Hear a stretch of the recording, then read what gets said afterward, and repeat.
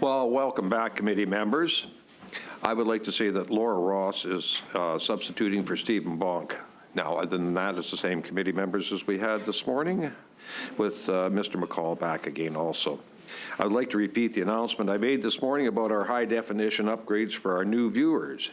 And just to let everybody know, Stacy's dad, Ed, is tuned in, so he is going to be interesting to see him watch his daughter. Committee members, we are currently in the final stages of the high-definition upgrade, and as a result, today's proceedings are being live streamed online on the Legislative Assembly website and will be archived and broadcast on the Legislative channel at a later date. I welcome to Minister Morgan and SaskTel officials. We will be considering the annual reports of the SaskTel and subsidiaries, then followed by one provincial auditor chapter. We will now be considering the annual reports and financial statements of SaskTel and its subsidiaries. This includes 2017-18 and 2018-19 SaskTel annual report, Saskatchewan Telecommunications financial statements for the years ending March 31st, 2018 and March 31st, 2019. Saskatchewan Telecommunications International, Inc. financial statements for the years ending March 31st, 2018 and March 31st, 2019.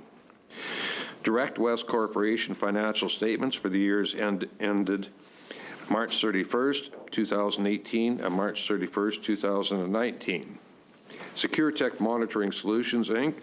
financial statements for the year ended March 31st, 2018 and March 31st, 2019. Saskatchewan Telecommunications Pension Plan annual reports and financial statements for the years ended March 31st, 2018 and March 31st, 2019. Minister Morgan, would you please like to make your comments? Thank you, Mr. Chair. Good afternoon to you and to the committee members. A special welcome to Stacey's dad, who I'm glad is watching. As the Minister responsible for SaskTel, I'm honored to be here to provide some opening remarks for today's meeting. We have a lot to cover, so I'm going to keep my comments brief. With me are senior officials from SaskTel. Today I'm joined by Doug Burnett, President and CEO, Charlene Gavel, Chief Financial Officer, John Meldrum, Vice President, Corporate Counsel and Regulatory Affairs, Darcy McFarlane, Vice President, Corporate and Government Relations, Scott Smith, Senior Director, Finance, and Michelle Anglot, Director, Corporate Affairs, External Communication, as well as officials from my own office here. These officials will be available to answer any questions you may have about the 2017-18 and 2018-19 annual reports and the Provincial Auditor's Report, which we are covering today. Before getting to too much detail, I want to note that SaskTel adopted the new International Financial Reporting Standard, IFRS 15, in 2018-19. The adoption of IFRS 15 did result in a change in the accounting of certain revenues and cost. SaskTel's financial results for 2017-18 have not been restated under the new standard. However, in order to help draw a picture between the 2 years, I will report the figures based on the standards in effect at that time. In terms of highlights, SaskTel reported a net income of $127.4 million in 2018-19, an increase from $121 million in 2017-18, resulting from higher service and product revenues and a strong focus on managing expenses. While revenue from legacy services such as landline continued to decline, the year-over-year increase in service revenues was largely attributable to a growth in earnings from wireless and broadband, as well as the launch of SaskTel's Max TV stream, which has brought in hundreds of new subscribers, actually in excess of 1,200. Business Solutions Services revenue also grew, reflecting higher sales of Tier 3 data center services and other innovative ICT solutions to its customers. While the competitive intensity of the telecoms industry does pose its challenges, SaskTel has succeeded in the competitive market in Saskatchewan year over year. This is in part due to its attractive residential service bundle offers and accelerated adoption of popular OTT, or over-the-top, streaming services and on-demand TV programming. In terms of expenses, SaskTel has effectively managed its operating costs. Compared to last year, goods and services purchased by the company decreased by $11.8 million, and internal labor costs have remained consistent with expectations. In line with SaskTel's commitment to deliver the highest level of service, SaskTel invested an additional $268.2 million in capital expenditures during 2018-19 to improve customers' experiences today and set the stage for future network enhancements. The launch of the Wireless Saskatchewan program, for instance, has helped thousands of rural residents better connect with their world. In 2018, this program saw the expansion of SaskTel's Fusion Internet services with the addition of 34 new Fusion sites. In addition, the continued implementation of Phase 2 of the program is helping to close wireless coverage gaps in underserved parts of the province with small cell site solutions. The first 50 towers were completed at the end of March 2019, and another 53 communities have already been announced and will receive their new tower over the course of the next year. SaskTel recognizes that as customers' consumption of data and digital content continues to increase, traditional and wireless broadband will become even more indispensable in their lives. Moving forward, SaskTel will continue to invest heavily into these networks to bring infinite and faster speeds to more communities in the province. SaskTel has now begun its work to expand its fiber optic network to communities outside of the majors, including Emerald Park, Martensville, Warman, and White City. J.D. Power recently gave SaskTel top scores for customer satisfaction with television and internet providers for the 7th year in a row. This result reflects SaskTel's strategic investments in quality television and internet services, as well as the strength of its network, which interconnect our communities. Looking ahead, SaskTel will continue to set robust targets for growth and leverage their long-standing track record of success to engage customers and deliver value for the people of Saskatchewan. Mr. Chair, that concludes my opening remarks, and with that, we will happily take questions from the members present. Well, thank you, Minister. Are there any questions? Mr. McCall.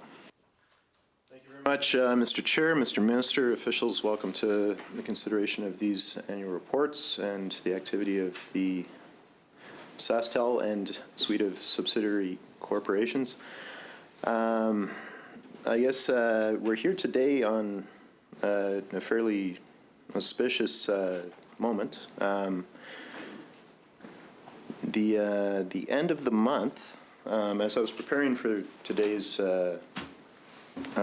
considerations, September 23rd to 27th has been declared by the Minister of Justice in the province of Saskatchewan as the Right to Know Week in Saskatchewan. And certainly this is part of the right to know work that we undertake as the people of Saskatchewan, trying to understand what's happening with the stewardship of the resources that belong to the people of Saskatchewan, and as that works out in entities like SaskTel and the various subsidiaries attached. So it's a great timing that you're here, Mr. Minister, and certainly in that vein, we have a number of questions that we'll try to, again, given that we've got 2 years of annual reports under consideration here, different subsidiaries, we'll try to, if it gets a little curly at points or a little complicated, please forgive me, and please ask for any clarification as to what the heck I'm driving at. But I guess, Mr. Minister, we've had occasion in this committee to talk about the different and seemingly ever-changing plans on the part of the provincial government as relates seeking a sale or an equity stake of SaskTel.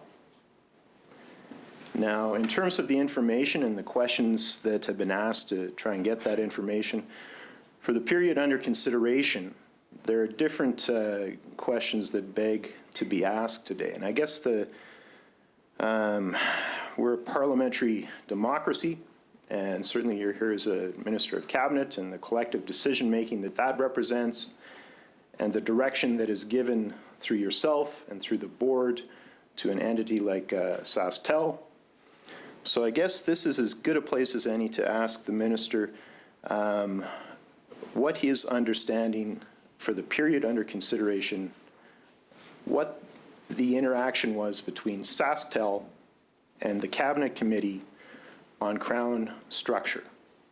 what that interaction looked like, how was that staffed, how was that reported out, how was that not more properly the domain of the Crown Investment Corporation, and why wasn't that brought to the public's attention in the form of an order in council, whereby the membership was appointed? And if that has been done, Mr. Minister, you can point me to where that took place any time, or where that activity is described in the annual reports here under consideration. Thank you for the question. There has been no change in the structure of SaskTel or the SaskTel affiliates and subsidiaries. As you're aware, SaskTel and SaskTel Holding and the various other entities are all under the purview of Crown Investment Corporation and have been for a long time. Prior to this period of time, legislation in the form of Bill 40 was introduced, which would have added some definitions with regard to what is or what is not privatization. That was repealed in its entirety insofar as it affects SaskTel. And you're asking about what information was made available to the public. I would read to you from a news release that was released by the government November 21st, 2017. And if you'll apologize for me quoting myself, in that news release, it says this: "We have listened to Saskatchewan people and are making these changes because of what we heard," Morgan said. "Saskatchewan people were concerned about this legislation and the potential sale of even a small stake in a Crown corporation. So Bill 40 would have allowed for possibly a partnership or a divestiture of some portion of it. Then the legislation that was in Bill 40 regarding it will be repealed." And then I go on to say, "We have said from the beginning that when we make a mistake, we will admit that mistake and take actions to correct it." So the simple facts are the legislation that could possibly have led to a share sale or a partial share sale has been withdrawn in its entirety. That was my bill as Minister of Justice, and the legislation is gone. And since I have had SaskTel now, which is in excess of a year, so far as I know, and you can ask the officials, there has been no discussion on sale, divestiture, or any other equity transfer of SaskTel Holdings, SecureTech, or any other portion of SaskTel's business. I think it's been made abundantly clear by the citizens of our province that our Crown corporations, such as SaskTel, are not for sale. These are things that people regard as being part of the province, part of their identity as a province. They're not interested in having a discussion about it, so we've taken it off the table in its entirety. I guess the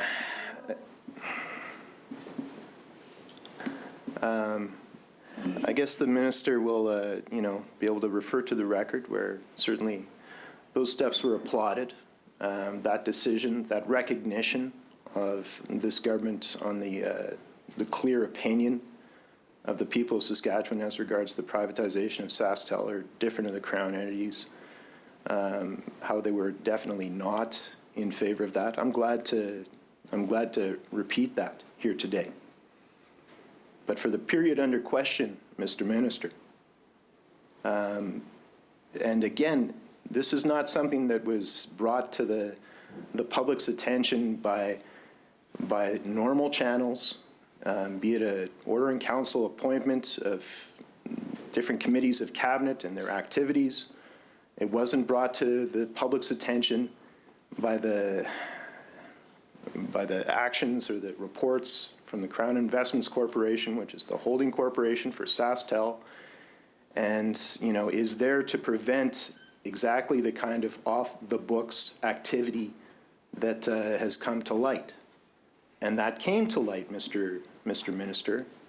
And again, I feel it's always a difficult job doing this because there's a government that's in charge of these entities.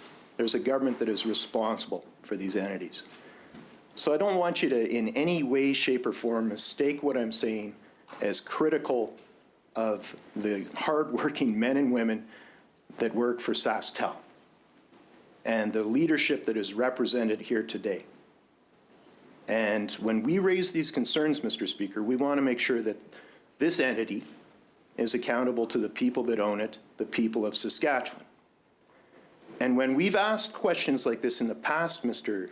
Minister, we've had what I would characterize as less than forthright answers as to what kind of activity was being undertaken by the government of the day.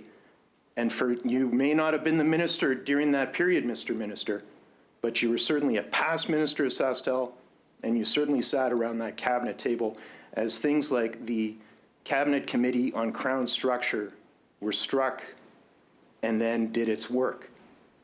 So, Mr. Minister, again, in terms of information that's been dragged out of into the public domain by order and by request from the Information and Privacy Commissioner, and again, here we are in Right to Know Month and Right to Know Week coming up. That information is critical to the people of Saskatchewan, Mr. Minister. So in terms of what happened with the Cabinet Committee on Crown Structure that had been set up to oversee the potential sale of up to 50% of Crown corporations, it was struck by your former boss, the former head of Cabinet, the then Premier Brad Wall. You were part of that cabinet, Mr. Minister. Who chaired that committee? I'm not prepared to have discussions regarding anything that took place in Cabinet or breach Cabinet confidentiality in any way. I can say that Bill 40 was introduced. It was introduced in the legislature and became law of the province. If anything that was going to be more open and more transparent than a piece of legislation, I don't know what could be. The proceedings, the discussions regarding Bill 40 were done in the House, were done in this room, and were carried live on television, went passed through in the ordinary and usual course, nothing hidden, nothing there, every opportunity to ask questions. And then it was apparent to the MLAs on our side of the House, and I suspect to members of the public made similar comments to your members as well. And then we introduced Bill 99, which repealed the provisions of Bill 40 that had to do with the definition of privatization. So what I can tell you is nothing happened with regard to it. There was nothing else that was there. Whatever discussions that took place in Cabinet, I'm not prepared to, or don't have the ability to discuss. If you're wanting to ask the officials at SaskTel what took place there, you're welcome to. But I don't have anything more than I can add with what took place in the government, other than to say legislation was introduced, legislation was passed, legislation was repealed. Mr. Minister, how many years have you served as a Minister of the Crown? I have served since 2007. In that time, Mr. Minister, how many cabinet committees have been struck without some recourse or reporting out through ordering council appointments or the like? I don't know. I would have to check with the clerk. Do you think it's, one? Do you think it's two? Do you think it's a regular practice that's seized upon to circumvent the sort of accountability practices that are there to make sure that people know what their cabinet governments are up to? We have cabinet meetings several times a month. There are committees such as this. There are a variety of other committees that are complete their work either by way of streaming, or by way of having Hansard done. Some of the committee meetings are informal and are there in an advisory capacity, and I'm not familiar with what the process might be on individual committees, and I'm not prepared to get into a debate as to whether it's 1, 10, or 100. The fact is, we have a committee structure of which we're participating in at this moment. We're in this room for purposes of answering questions with regard to the work that's been done by SaskTel, and you had mentioned the very good people that work at SaskTel. So I thank them for their work, and if you want to ask questions about SaskTel, about their work, we're more than prepared to answer those questions. Let me make this easier for the minister. Can the minister name one cabinet committee that has been constructed as such without the normal appointment process through orders in council or any kind of reporting out, let alone existing alongside the Crown Investments Corporation? I have no intention of having a discussion about cabinet committees or about cabinet meetings or about things that took place in cabinet.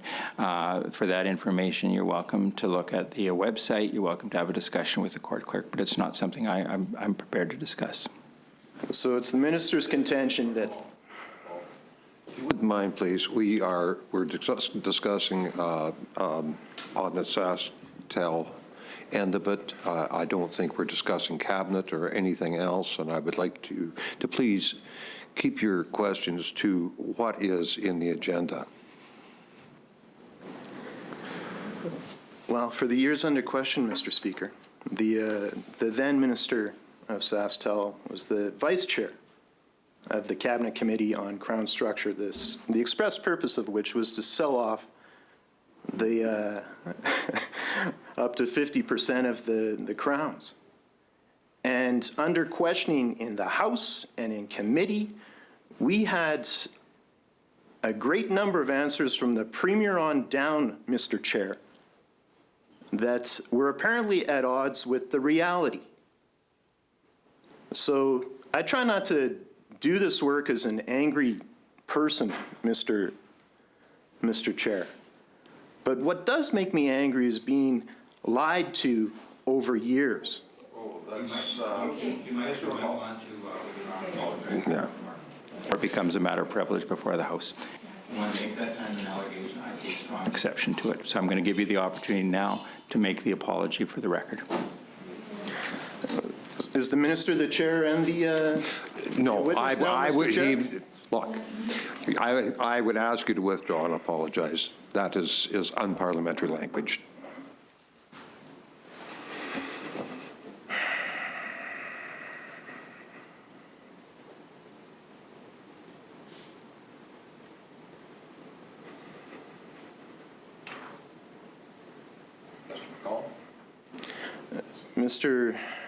Mr. Chair, in past I've had, answers provided and then apologies rendered not long thereafter for the way that the answers provided were at odds with the truth.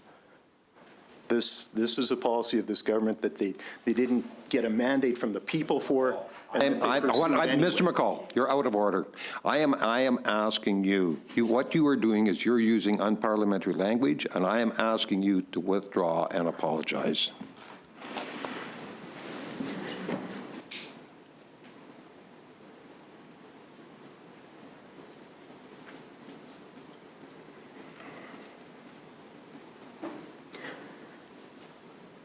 Mr. Chair, I apologize and withdraw.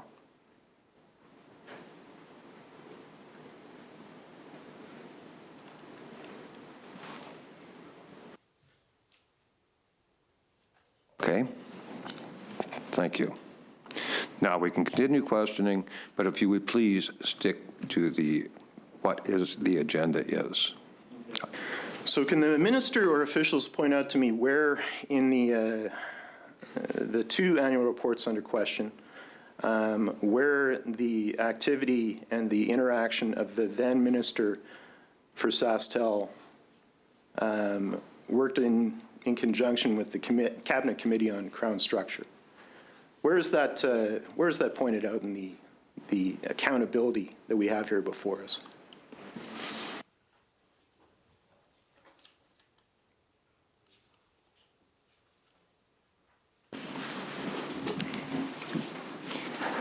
Yeah, there is nothing in the reports that would indicate, because I don't think it was ever a direction that there was going to be a sale taking place. I know there was exploratory talks, and if you want to ask what the nature of those discussions were, we have an official here that would answer those questions.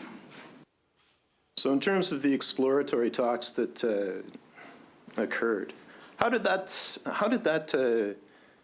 that directed by the minister? Was it directed in writing or through correspondence, or was it directed verbally? I have no knowledge. I gave no direction on that. In the minister's experience, for decisions to be made on the magnitude of exploring an equity sale up to 50% in an institution like SaskTel, what's the minister's experience of how much that would be communicated verbally versus what would be laid out in writing for people to see? I think if you examine the public record, the Premier made a number of statements that we could be looking at Equity Partners. I don't think it was anything hidden or anything concealed, because Bill 40 was introduced for that specific purpose. Bill 40 was subsequently repealed to the extent that it affected privatization of any portion of it. So I'm not sure where the discussion would be, because everything was done in public, and I don't know what the Premier might have said at that point in time. There may be something in answered or in records, but I have nothing on that. And there's nothing. I'm told by the officials there's nothing in the annual reports. I guess this also begs a question. While we're at it with the fundamental structures of parliamentary democracy, what's the point of an annual report? If nothing happened, then there's nothing need be in the report. If you decide not to do something or nothing goes ahead on it, then there's nothing to report. If nothing got to the point of a decision, discussions are simply that. Can the minister characterize to the committee how many tables of exploratory talks were underway? I have no idea. I'm not familiar with what those discussions were. If you want to ask Mr. Meldrum, he may have some better information than I. I understand that an FOI request was made. As you're aware, we don't see the FOI requests, nor do we see the response to the FOI request. So I understand from talking to Mr. Meldrum earlier that he may have some background information as to what he was preparing and at whose request. I have nothing more than that. I'm not trying to be evasive or avoid the questions. It was just something I wasn't privy to. The minister is here to answer for the 2 annual reports under consideration, and that's, as you've already pointed out.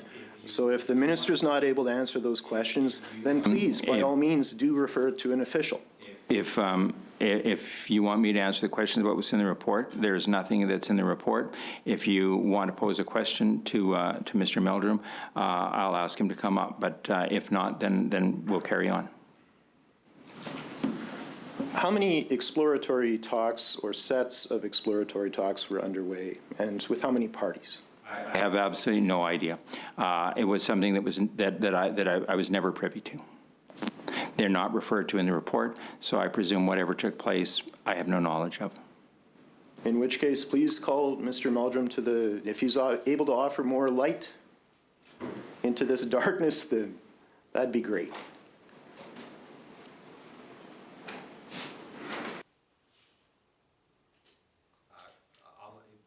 Is here, and I'll let you ask him whatever questions you like that fall within the area that he is responsible for. Welcome, Mr. Meldrum. Can you characterize for the committee, for the 2 annual reports under consideration, how many sets of exploratory talks were underway? Of two sets of exploratory talks. Roughly when did they begin and when did they conclude? They began in early May of 2017 and concluded definitively with the announcement in November of 17. There was very little, if any, discussions past about September of 2017.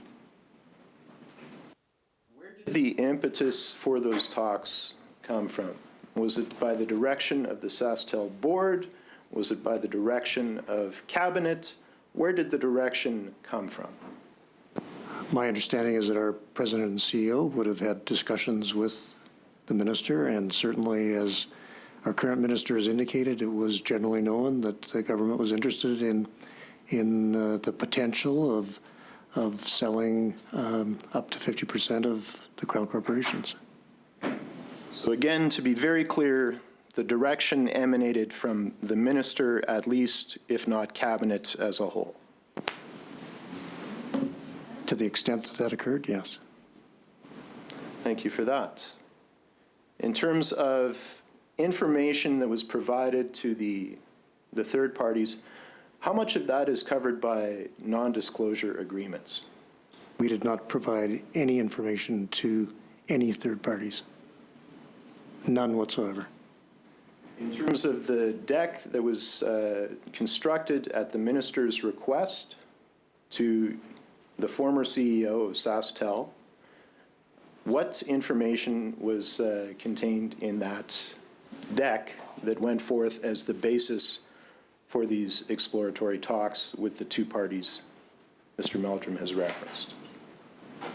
So that information has been reviewed by the Privacy Commissioner, and he has found that that is subject to cabinet privilege and is therefore not to be disclosed pursuant to the Freedom of Information Act. And I would think that as cabinet privilege, that isn't something that I should comment on. In terms of the direction for the conduct of the talks generally, was that provided by the minister on an ongoing basis, or did that come forward from the Cabinet Committee on Crown Structure? What was the involvement of the Cabinet Committee on Crown Structure with the file on the whole? I don't believe there was any discussions whatsoever, interactions with the Committee of Cabinet. So it was purely a function of the minister communicating out broad wishes and then the corporation executing as requested. As you know, the heads of all of the departments and the Crowns have weekly and monthly discussions with their ministers, and I'm sure that it came up as part of that discussion, given the public pronouncements and the passage of Bill 40. Can the official, or again, the minister, and this is where, you know, I don't understand everything about cabinet government. I don't understand everything about the way this government does its business. But in terms of committee, subcommittees of cabinet that are off the books and operate separate and apart from Crown Investments Corporation, or the kind of process that you've described here, Mr. Meldrum, again, what sort of interaction was there with this subcommittee? I'm aware of. So that would have I taken certainly place didn't. I purely didn't have through any. the minister. Part of my problem is I'm speaking on behalf of my understandings that came through the then president and CEO, but I certainly had no discussions, interactions whatsoever. I knew that a committee of cabinet existed, but that was the extent of it. I didn't even know the name of it or the makeup. Nor do I know the names or the makeups of any other committees of cabinet. Like I don't believe that orders in council are actually passed when committees of cabinet are created. But it's not an area that I practice in, so I can't say definitively, but I don't believe that's the case. In terms of, while we're at it, can the official identify who's the minister responsible for Crown Investment Corporation? Yes? And in terms of discussions that we've had at this committee previously, in terms of the interaction of SaskTel and Crown Investments Corporation, when it comes to questions of privatization of SaskTel or the partial privatization of SaskTel, why wouldn't that involve interaction with Crown Investments Corporation and instead move through things like the Goldberg report or seeming, cabinet's subcommittees that are subject to cabinet confidentiality and can't be reported out on their activities? Why would this be such an unusual process? I'm not sure what you're regarding as being usual or what would be unusual or the process that took place. If I can offer this to simplify it, the Premier spoke about the possibility of selling an equity portion of SaskTel. There were a variety of reasons that he talked to about it on the time, about synergies or whatever else might take place given the rapid changes that were taking place in telecommunications. Further to that, so that those discussions might take place, Bill 40 was introduced and was passed. I think around that time, SaskTel prepared some material that they dealt with some people. Now, I presume that would have come as a result of a request from either the Premier or the Minister. I'm not sure that anything would have went through any particular committee, minute or non-minute or anything else. There's certainly nothing hidden or nothing secretive about the Premier's state that is something that should be considered. In fact, he actually went and had a bill passed specifically for that purpose. So there's no doubt if you're saying that the government or cabinet wish to consider the sale of some portion of SaskTel, that's absolutely correct. The discussions took place, and the Premier talked about them publicly. And that was a possibility that came forward. And as you're aware, when Bill 40 went through the House, there was no definition of the word privatize. So they wanted to define that up to 49% would not constitute a privatization. So it was abundantly clear from the public at that time that this was something that the citizens of this province did not want. It was clearly a misstep on our part, and I was, as minister responsible for justice, that bill fell under my purview. So we introduced Bill 99 to repeal it, did a news release saying it was a misstep on our part. And when we make a mistake, we want to admit it, and we're going further. These were decisions that were made by cabinet, and I don't have the discussion of who was there, who said what on what particular date, but there's no doubt it was a decision made by cabinet, by the Premier, to consider that, and obviously there would have been some background work done by SaskTel. Mr. Meldrum indicated that they had discussions with two proponents. This was the first time that I've heard that was today. So I don't know what the discussions were. I have not seen the slide deck that was provided at your FOI request, and I understand is under whatever review is taking place right now by the Privacy Commissioner. I don't know if that helps you put it in context. If you're looking for an admission that it was a government decision or a ministerial decision, I'm not trying to evade that. It wasn't my portfolio at the time. It was certainly a decision made by the government. Does that help? It all helps to varying degrees, Mr. Minister. And I guess, well, one of the questions we got to hear different stories about was the federal tax implications for the equity sale up to 50% with the Crown Corporation, and whether or not there had been work done on that. And the minister said there hadn't been, and then the minister got to apologize for having been for any confusion that might have arisen in terms of the work that had taken place, or who he was meeting with, or where they met with them. And we've just we've seen a lot of games played on this front, Mr. Minister. And I guess my point is this. Take some strong exception to that. The minister made an answer in the House that he believed was correct at the time. It was brought to his attention that there was, in fact, some other discussion or review. The minister went back and made a correction the next day in the House. So there was no intent to make the matter confusing to anything else, and the minister made it abundantly clear at the time that he had incomplete information, and as soon as he had complete information, he brought that information forward so he could correct the record in the House.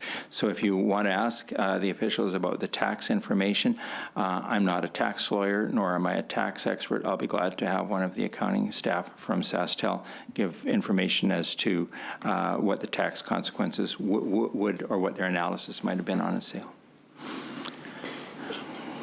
So that took place at the end of April, and that was 2 months into the operation of the appointed by the Premier Cabinet Committee on Crown Structure.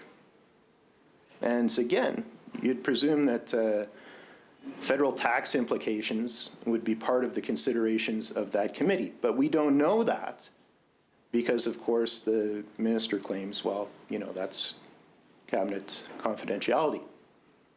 And in terms of the work that had been undertaken within individual crowns or not,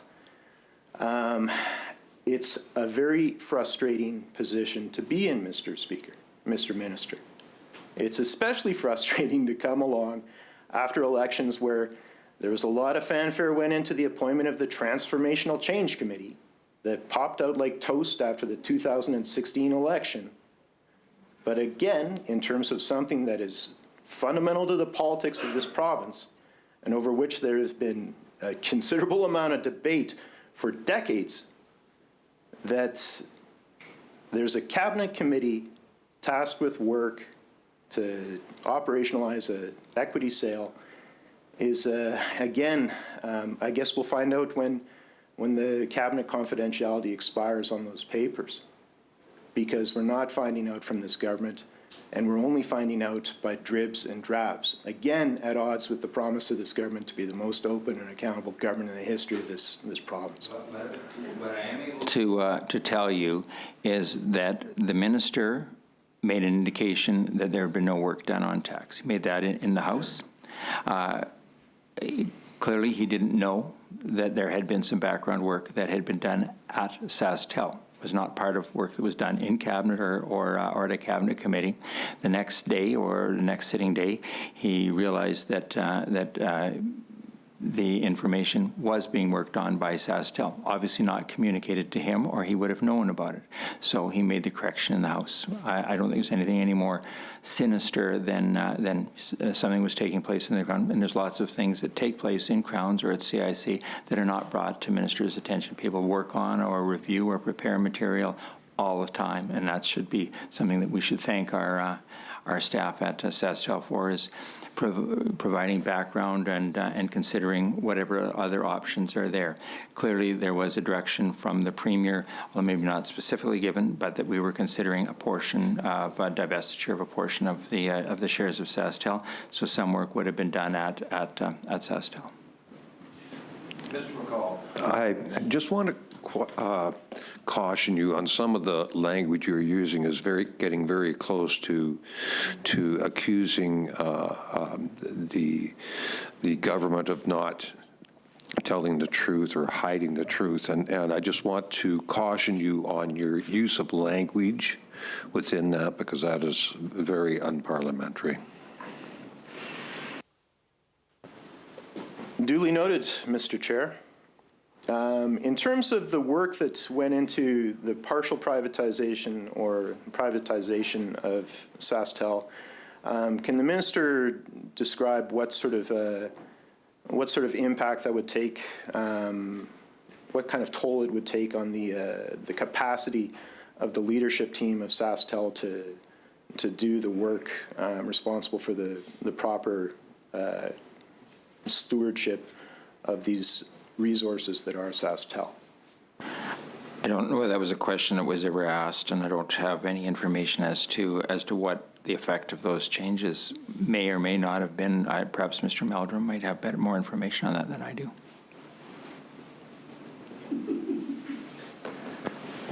I would say Ron Stiles has a unlimited capacity for work problems, issues. So him having to deal with and handle those aspects of the job would not have detracted from his ability to run the corporation and deal with all the other issues that we face on a daily basis. For the period in question, can the minister, Mr. Meldrum, Mr. Burnett, describe to the committee what happened with the debt load and the debt limit for the corporation?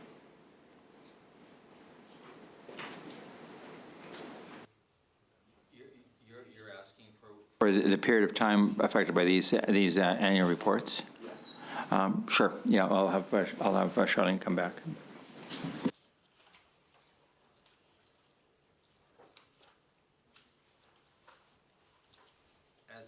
As you're aware, the nature of this industry is that it's very capital intensive, and the newest technology has to be in place. We are continuously adding capacity through Max TV and additional cell towers across the province. So I'll certainly let Ms. Gavel answer the questions as to what would happen with the debt load and where it's at. So we did have an OC pass to increase our debt ceiling, and it's at $1.8 billion. This past, in June 2018, we acquired $50 million of debt, and in April 2019, we acquired $100 million. And as the minister said, that's to fund our capital plan. We do have a substantial capital plan every year to ensure infrastructure is up to date, and we're serving the province of Saskatchewan. Not to nitpick, but are you referring to an order in council or to change that was made in SaskTel's legislation? Just for the record.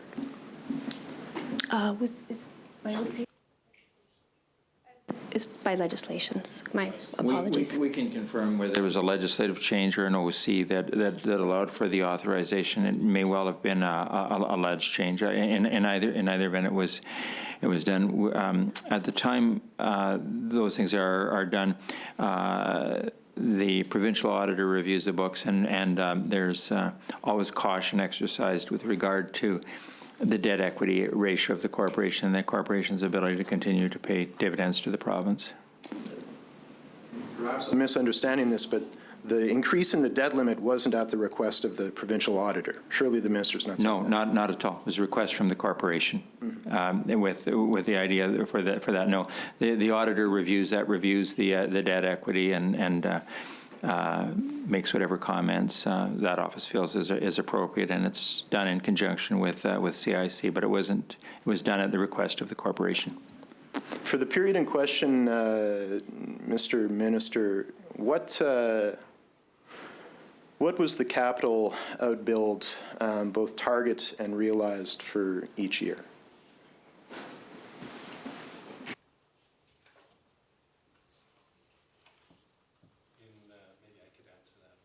In 17, 18, our capital build, we spent $302 million. That's what our budget was, and that's virtually exactly what we did spend. And in 18, 19, our budget was $301 million worth of capital improvements. Without IFRS, we would have spent $282 million. Under IFRS, $268 million. For the period in question, what was the dividend paid for each period into CIC and then on through? The dividend would have been 90% of our net income, which was $108.9 million. And for 18, 19, it was paid based on the IFRS numbers, so it was $114.7 million. For the periods in question, what was the payroll paid out both to in-scope employees and to out-of-scope employees? And if you could break it down by SaskTel overall and by the main corporation in particular.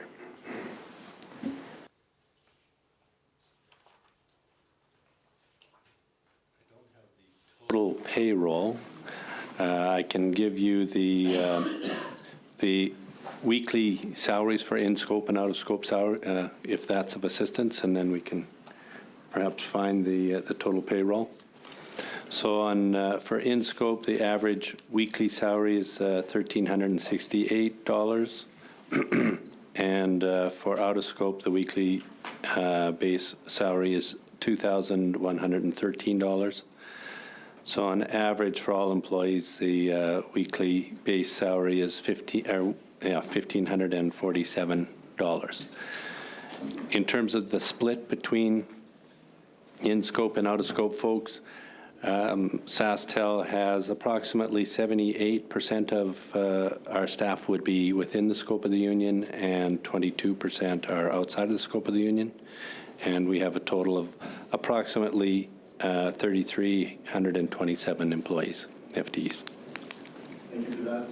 And could you state as well for the record, for the in-scope employees that are covered by collective bargaining agreements, if you could enumerate how many collective bargaining agreements are involved, the FTE complement attached to each of those, and when those agreements expired? Certainly. So all three agreements have expired. We have an agreement with SaskTel, we have an agreement with Direct West, and we have an agreement at SecureTech. All three are represented by Unifor. In terms of the number of folks that are within and out of the scope of those unions, at SaskTel, there is approximately 2,594 FTEs that are within the scope of the union, and 732 that are outside of the scope of the union. Within SaskTel International, 16 folks are within the scope of the union, and approximately 33 folks are outside of the scope of the union. SaskTel International and Telco all fall under one collective agreement, just for clarification. Direct West has 52 folks outside of the scope of the, that are within the union, and 47 that are outside of the scope of the union. And SecureTech would have approximately 70 folks that are within the scope of the union and about 61 that are outside the scope of the union. All three of the collective agreements expired in March of this year. Given the relation to what we're here today to consider, and the importance of those men and women and the work they do for SaskTel in a field that is incredibly competitive and where the pace of change is rapid and unrelenting, can the minister or officials describe for the committee the current state of affairs as relates to collective bargaining?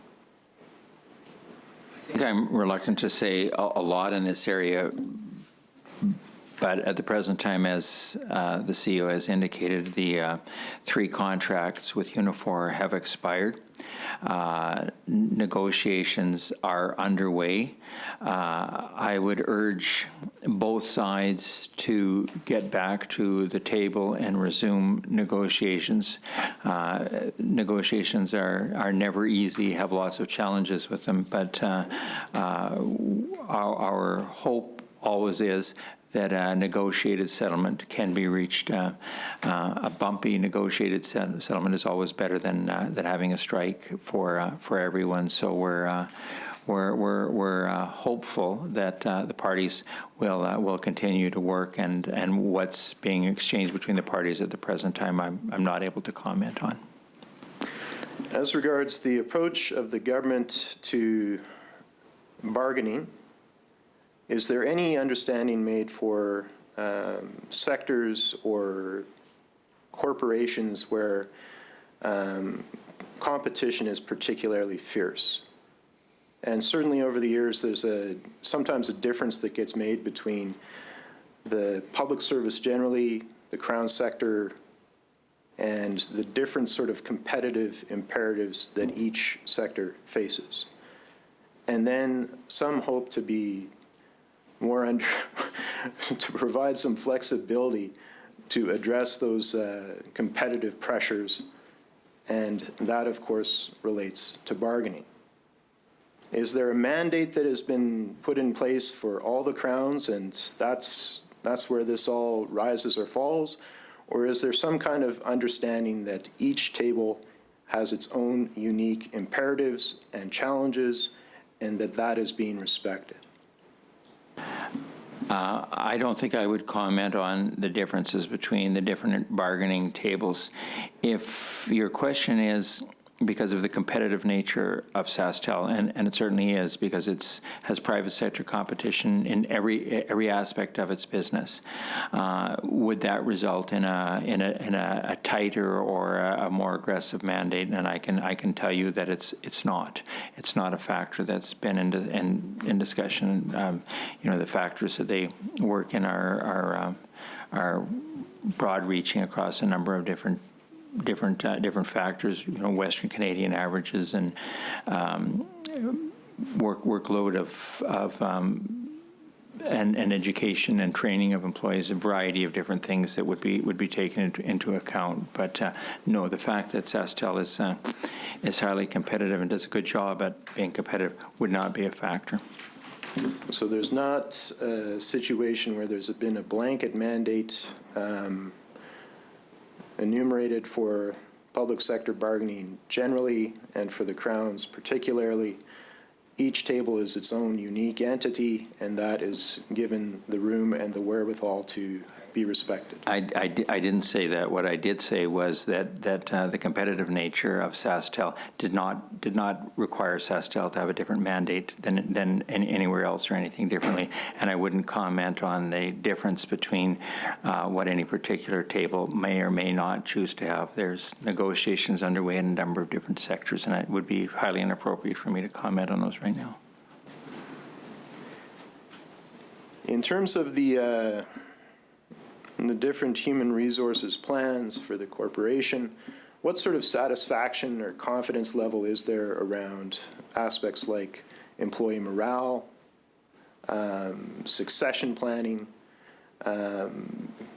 basic wage competitivity, being able to be competitive on wages and benefits? What can the minister tell us about that in general, drawing, of course, upon these 2 years under question? I'm going to let Mr. Burnett answer that, and I know, given the current stage of negotiation, it will sound hollow, but the work that's done by SaskTel employees, and I've had them in and out of my place here and elsewhere, these are some truly exceptional people. I've had neighbors that have worked for SaskTel, and I continue to be amazed at the great work that they do and the level of commitment that they have to their job and to the customers that they serve. As a province, we are very well served by these women and men, and I should use this as an opportunity to thank them. So, Yeah, thanks, Minister. Just to speak to the 3 points, in terms of morale, we have a fairly rigorous survey process that we conduct with the employees on an annual basis to assess their engagement, and we compare those results to a benchmark that's established nationally. And at SaskTel, I can tell you that over the last little while, we've typically been within 1 or 2 points of kind of the national average. This last year, we did drop by, I believe we dropped by 4 points. So in leading up to this labor issue, we have seen a decline, whether that's as a result of labor issues or as a result of kind of belt tightening, other initiatives that we have taken to reduce costs. It could be a combination of those things. So, but generally speaking, on most factors, morale or employee engagement, I would describe as very good. It's an area that we are constantly focused on. And as a result of this survey, I can tell you the work that goes on afterwards is that we take that, we dissect the results, we put together action plans, and we do our best to try and then address the kind of bugbears that we see. So that's kind of where things are at morale. Wages, as we look around at wages, I would say SaskTel's wages tend to be probably above the average wage. And so wages, in our opinion, are quite strong at SaskTel throughout the entire company.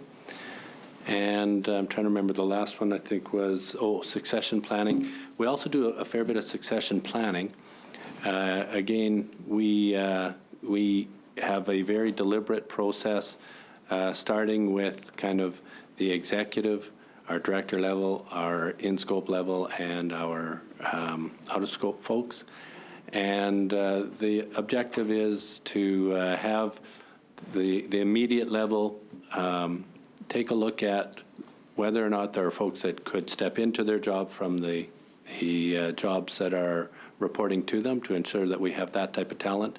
We also are constantly looking at evolving our skill sets. As you know, technology is constantly evolving for us, and so we not only look at do we have people that have the right leadership skills, but are we training our folks to be able to manage the company kind of as it evolves? So a fairly strong succession planning process as well. So in terms of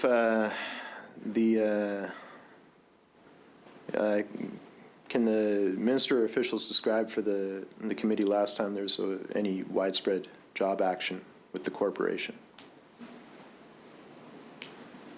What is it? What is it? Is there job action? In terms of the last time that SaskTel went through job action, are there any lessons that you're gleaning as you head into what seems to be a pretty good likelihood of more job action?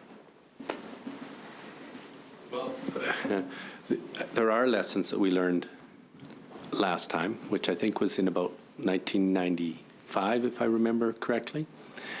And generally, they are just around things that we might be able to do better to ensure that the customer service is disrupted as least as possible.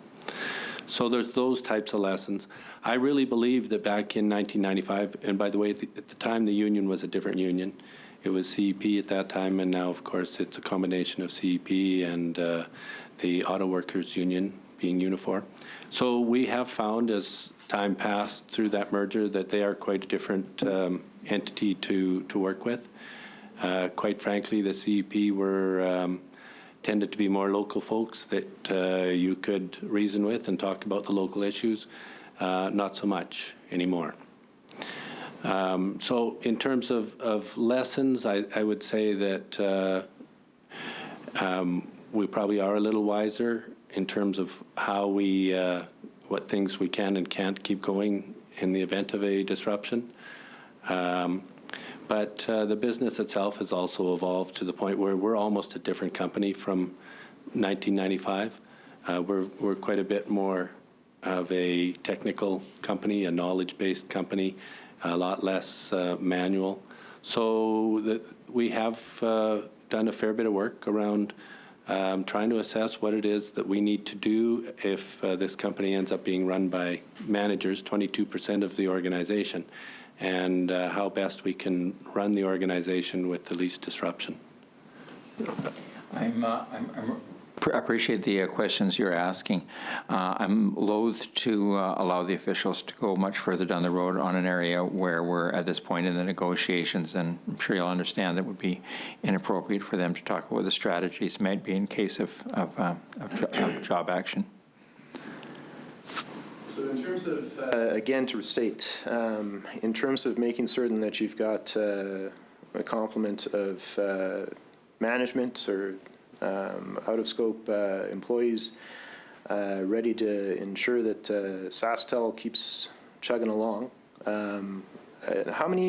what's the division again between out-of-scope, in-scope, and what sort of service impacts do you predict in terms of the time? I think that's an area we wouldn't go to. We could certainly tell you the numbers, as the CEO did earlier, as to how many are in scope and out of scope, but the effect that would have or not have is something that ought not be discussed. Well, to put it a different way, to date, there have been different cost-cutting requests made of different of the Crown entities. Certainly, SaskTel's been party to those. Can the minister or officials describe for the committee what sort of cost-cutting exercises have been undertaken for the years in question, and what requests have been made, and what sort of targets have been either achieved or exceeded upon? CIC urges all of the Crowns to strive for continuous improvement, to look for attrition management, and to try and make the corporation operate as effectively as it can while maintaining or increasing customer service. Scorecards are prepared periodically and discussed as a management tool, and that there's ongoing decision to try and make our Crowns among the best in Canada. Now, with regard to the efficiency targets, I'll let Mr. Burnett answer that. You'd indicated cost-cutting, and we wouldn't regard something as cost-cutting. We would regard things as striving for efficiency, striving for good service. The Crown certainly has been in a growth mode the last number of years, but I'll certainly let him talk about the steps that the Crown is taking to try and operate as effectively and efficiently as possible. Sure. We set all sorts of productivity and efficiency measures. In terms of people, if that's one of the areas of focus, our business is evolving so quickly that we are constantly assessing what the size of the organization should be, how many folks the business can afford. And, we have reduced, I think, over since about 2011, something in the order of about 1,200 or 1,300 people. So we have for a long time been mechanizing various aspects of the job. Directory assistance is a perfect example. I think at its peak we had somewhere in the neighborhood of 500 to 700 employees doing directory assistance. Today we have none. And so every time a position becomes vacant, we take a long, hard look at whether or not that position needs to be filled, or maybe we need to use that capacity someplace else in a different area, a growing area. So we do have some cost reduction targets relative to headcount. We do also in terms of training. We also have a number of productivity targets, so where we strive to achieve a certain number of broadband, say, connections, all of those kinds of things, customer satisfaction levels. So we have a large number of targets, whether you call them productivity targets or efficiency targets. I guess alongside the immediate past, there have been different requests for cost-cutting emanating forth from the government.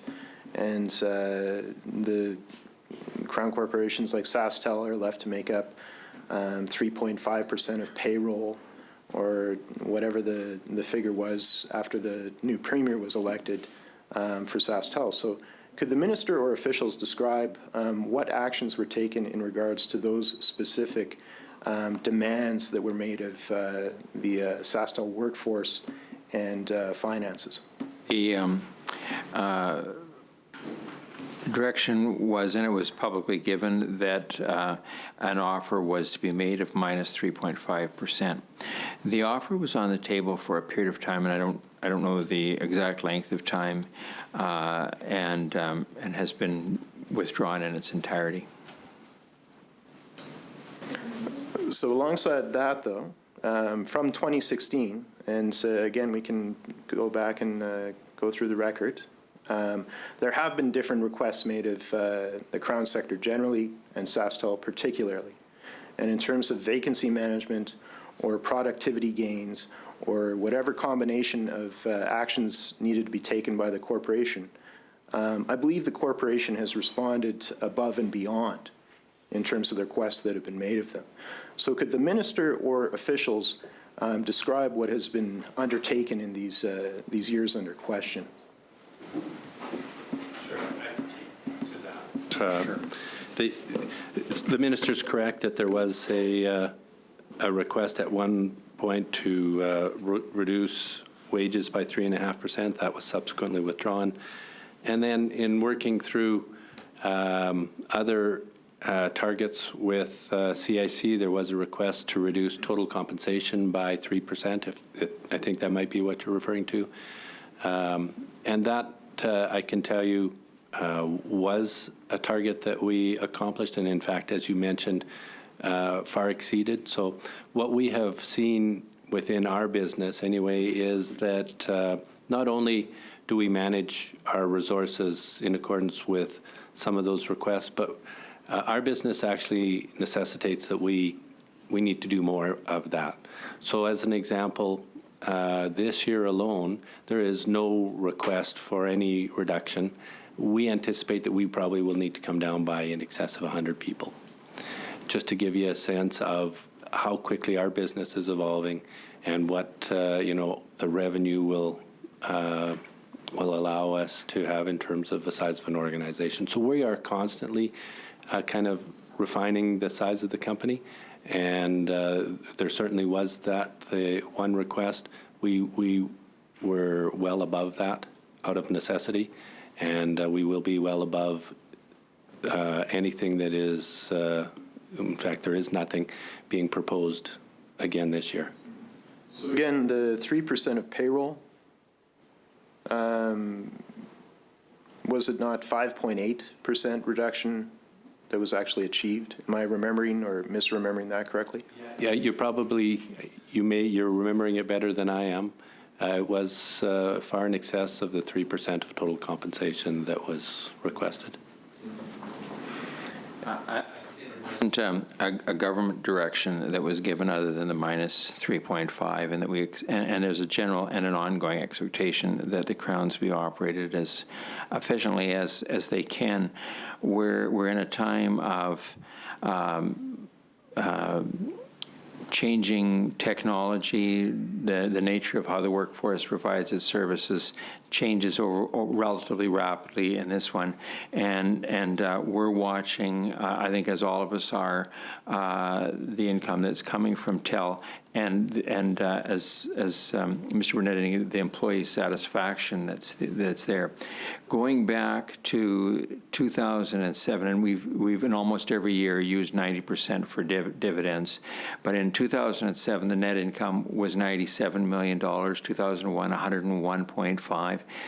Then 2002, 65, 85, 2004, 94, 2005, 64, 2006, 72, 2007, 84, and then 2008, 121, then 129, 2010, 155.2, and then we've generally been in the $125, $135 million range for net income since that time, and for that I thank the good staff and workers at all levels at SaskTel for being competitive, doing great work. We are continuing at that 90% target and hope to be able to continue. I really hope that's getting through at the bargaining table, Mr. Minister, in terms of that gratitude that you've admirably expressed. I'm not at the bargaining table, so I wouldn't comment on what's taking place at the bargaining table. I know that SaskTel and their team are working hard to try and get a resolution, and we're hoping that everybody is working their best. So again, in terms of, you know, the many and varied demands that are put before the hardworking men and women of SaskTel to provide that big dividend and to provide great service that's ever increasing in a wildly changing landscape, and to provide competitive wages across the piece, and to keep that eye to customer service and customer service satisfaction.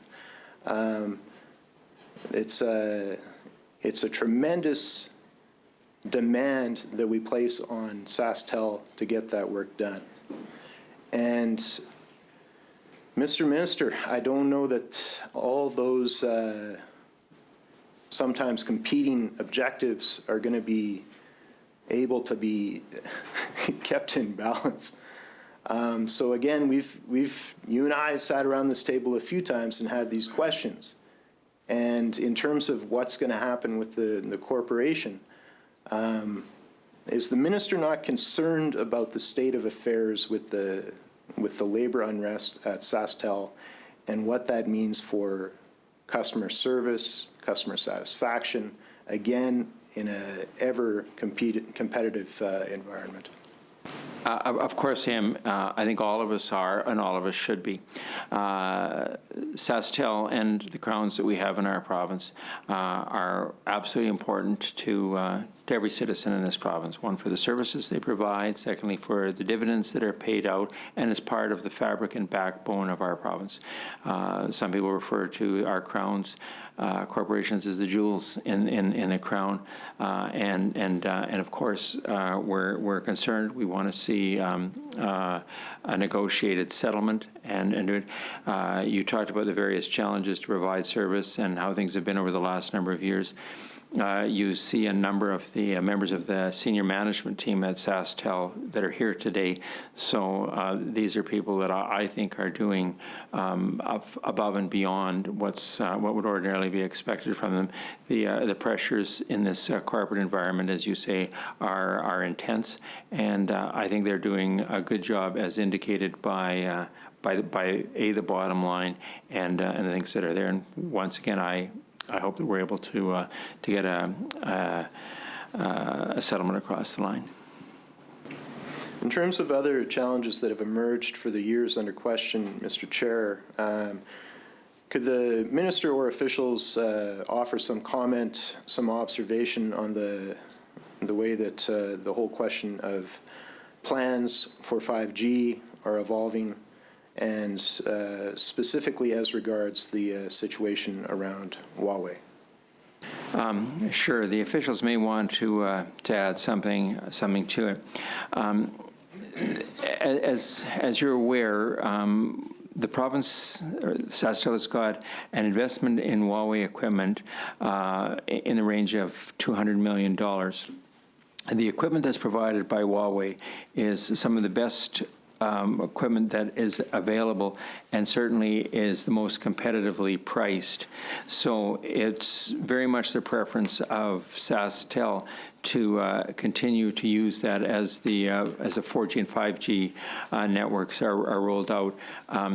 People are likely aware, maybe not, that 5G is an enhanced network that will allow for wireless transmissions to take place. 5G is short for fifth generation, and they refer to that sometimes as the Internet of Everything, where you've got more and more stuff that's interconnected.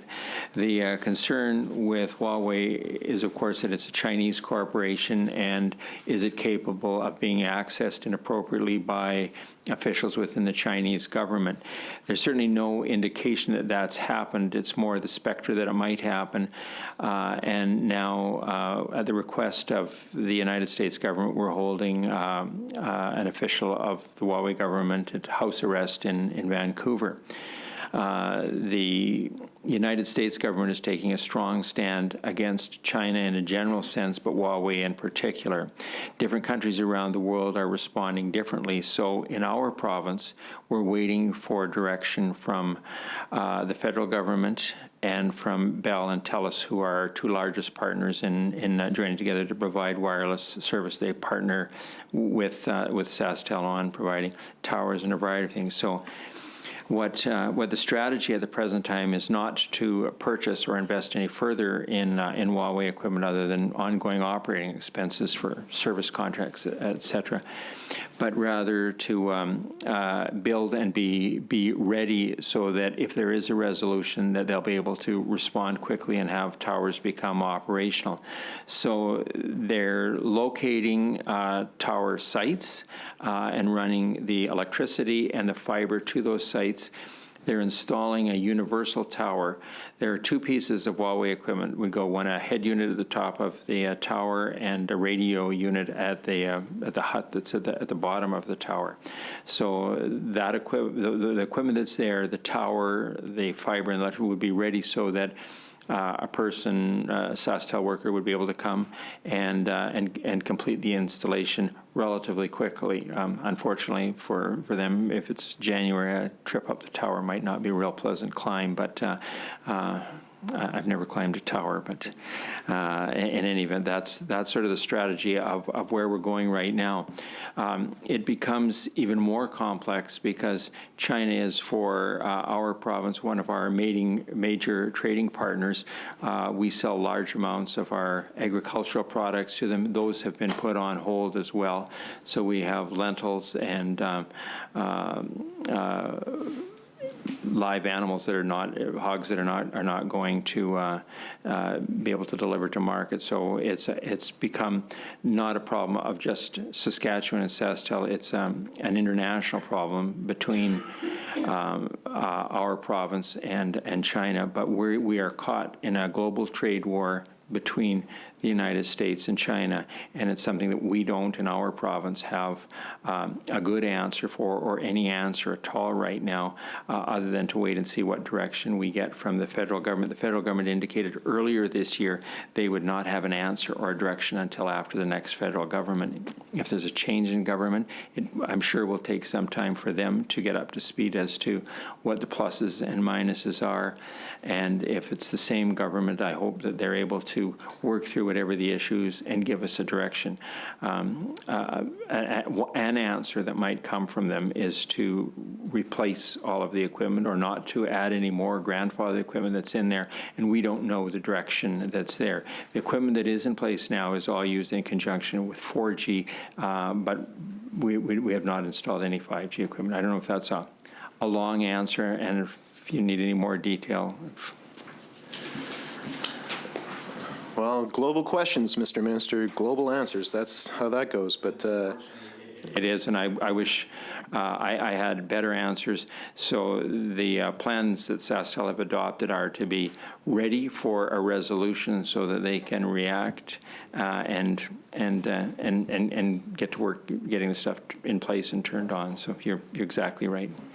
the last time I paid attention to the polls, Mr. Speaker, there's certainly a great likelihood that there'd be a federal Conservative government. They're on record as being quite militantly anti-Huawei.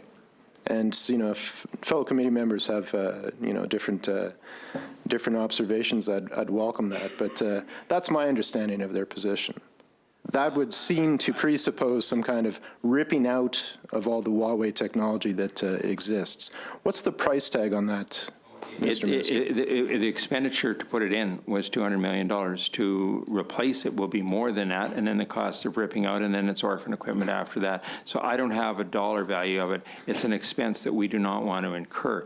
I heard the federal Conservative leader make the comments, and I'm not certain whether I would read into that that is definitely the plan, or whether the plan would be that we'd say, okay, you can use that for 4G, or you'll grandfather the equipment that's in. I think you and I could both speculate as to his meanings, and I don't know, and I haven't had any discussions with that party.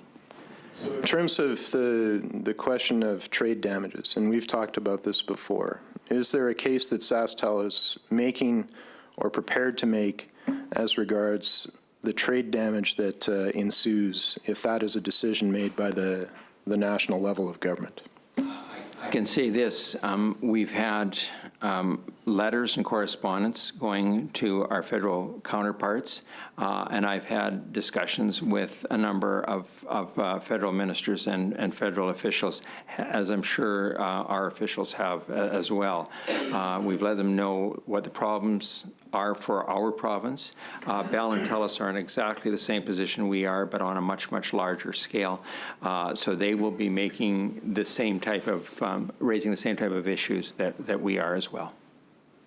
In terms of the inquiries and the demonstrations that have been made on the part of SaskTel, the government of Saskatchewan, to the federal government, to the CRTC, what have you, has there been any sort of indication made as to acceptance in principle of the whole question of trade damages arising from a federal decision? There has not, because right now they haven't made a decision. Right now, the federal government is reviewing and analyzing, so it would be premature for us to quantify our damages or them to take a position on what damages might be there.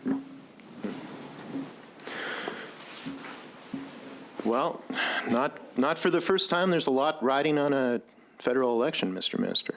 But there is, and I'm not sure how the outcome of the election may or may not change this. You know, we've heard positions and statements by party leaders, but what that boils down to in terms of specific policy on this issue, I don't think I'm in a position to comment on it, other than to say that we're watching it with significant interest. We're also watching the statements that are made by the President of the United States and Mr. Kudlow and Mr. Navarro, who are his trade advisors, and looking to see what type of things they're seeing, whether we can glean some form of a direction from them. And we're also looking at what's taken place in various countries around the world, and there's a variety of different positions. The advice that I would give the federal government is to have some careful discussions with the United States so that we are not out of sync with the U.S. and that we don't do anything that aggravates our trading position or our ability to share technology and have our networks interconnect. I think you're aware our economy and the economy of the United States are, for the most part, highly interconnected, and the idea of having a very interconnected telephone system or telecommunication system is something that's absolutely imperative to the businesses and the citizens of our country. I think most of us have got relatives that are Americans. I certainly have first cousins and an aunt that's an American, and their family, not just the ones that are family, but other citizens across the U.S. These are people that we're close to. These are people that are our natural allies as far as a trading partner. And I think you're aware of John Kennedy's statements, which are, you know, these are the things that we need to work on. And I don't want to see that relationship damaged by virtue of what's taken place with the Huawei executive or our current trading relationship. And I hope that this, at the end of this, we can look back and say this was a bump on the road, not a derailment. Well, I certainly appreciate that, Mr. Minister, and certainly it's a good clarification. It wouldn't be the first time Saskatchewan's had a lot riding on a federal decision, let alone an election. But I guess just one last on that, Mr. Minister, looking at the clock on the wall. What other sort of federal regulatory or spectrum auction questions, what other sort of federal reefs are there out there to be navigated? Yeah, most people would be aware that the ability of our cellular networks is based on the ability to provide spectrum, which is the radio frequencies that the equipment operates in. And if you don't have sufficient bandwidth to operate your equipment and you're unable to make the equipment function properly, or it bogs down, The federal government has, through CRTC, has a system of auctioning off the bandwidth as it becomes available. And I've had the process explained to me a number of times, and It keeps changing. it is a moving target, and B, it is incredibly confusing and complex, and you do a lot of head scratching. It's not as complex as you might think, but it is totally baffling the way they do things with the second bidder or the second bidder price method. But anyway, I will let I think Mr. Burnett explain to you where we're at with spectrum and spectrum auctions. Sure. Just in relation to spectrum, we were very successful in purchasing spectrum in the last auction. So we managed to get all 3 blocks, 10 megahertz blocks, so 30 megahertz, for almost the opening price, which was as good a price as you could get it. So we got all the spectrum we needed. That's the 600 megahertz spectrum. That's kind of the lower end spectrum. We do still anticipate another spectrum auction coming probably in the latter part of 2020 for 3,500 megahertz spectrum. That too is valuable for being able to deploy a 5G network. That's the higher level spectrum, which shorter distance, but much better in the cities and those types of areas. So that's what's going on with spectrum. The rules, we already understand that the rules will be different for the 3,500. That's why none of us can properly articulate exactly how the rules work. They seem to change every time the federal government holds an auction. But we will be very interested in the 35, as will all of the other major carriers in Canada. Just a little in terms of 5G, our kind of roadmap to deploying 5G is probably, it really is dependent on Huawei. If Huawei is still a vendor and equipment that we can use, we will be looking to deploy 5G in 2020 in some of the major cities in Regina and Saskatoon, maybe at the stadium, those kinds of things. It won't be a real large deployment, but at a minimum, we'll be hopeful to do that. If Huawei's out of the picture, then we will need to do some testing and work with Bell and TELUS to make sure whatever the solution is that we choose is interoperable. Probably takes us all into 2021. So it will definitely delay the rollout of 5G. And then, of course, you still need the handsets and the rest of the environment to be able to turn it up. So in Canada, we have very few, if any, handsets that are 5G ready today. So we'll need that to evolve as well. But that's, I know you'd asked the question about 5G, and spectrum certainly leads into that. But in terms of other things from the regulator just does not tend to be very friendly to incumbents. They are focused on encouraging competition. They tend to forget in Saskatchewan we have for incumbents. They talk about getting a 4th national provider, forgetting that SaskTel is already the 4th provider here. So, and they tend to treat SaskTel very much like they treat the rest of Canada, or Saskatchewan and Canada, and SaskTel and the rest of the big providers, despite the fact that there are some very unique things in Saskatchewan and about SaskTel that would make some of their policies less applicable. So we find that we get sideswiped a little bit by some of their policies.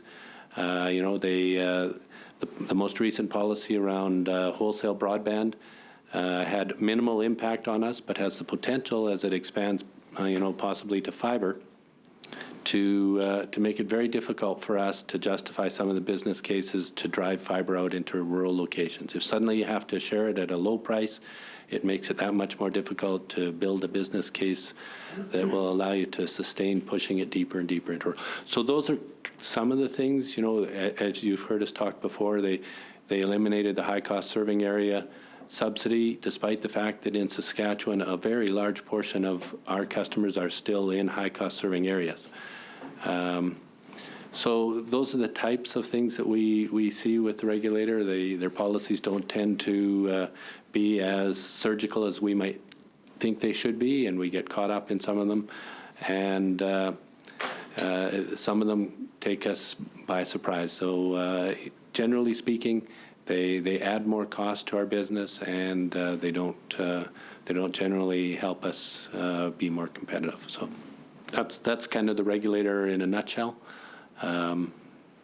You know, there is a number of different areas that the regulator is looking at today, all of which have the potential to impact us. Thank you very much for that. I believe we've come to a fork in the agenda, Mr. Chairman, and to quote Yogi Berra, I believe we'll take it.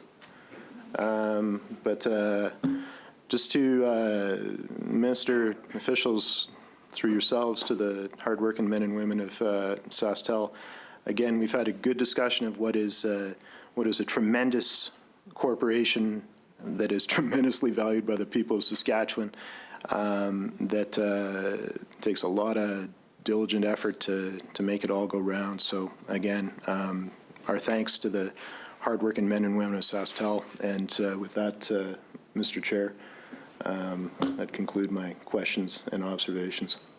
Well, thank you. Do any other committee members have any questions? Seeing none, we adjourn, or excuse me, we conclude consideration. We will now ask a member to move that we conclude consideration of the following annual reports and financial statements: 2017-18 and 2018-19 SaskTel Annual Report, the SaskTel Telecommunications financial statements for the years ended March 31st, 2018 and March 31st, 2019, Saskatchewan Telecommunications International, Inc., financial statements for the years ended March 31st, 2018 and March 31st, 2019. Direct West Corporation financial statements for the years ended March 31st, 2018 and March 31st, 2019. Secure Tech Monitoring Solutions, Inc., financial statements for the year ended March 31st, 2018 and March 31st, 2019. Saskatchewan Telecommunications Pension Plan annual reports and financial statements for the years ended March 31st, 2018 and March 31st, 2019. Ms. Lambert has moved that we conclude consideration. Is that agreed? Agreed. Carried. We'll now take a short recess to bring in the officials from the Provincial Auditor's Office.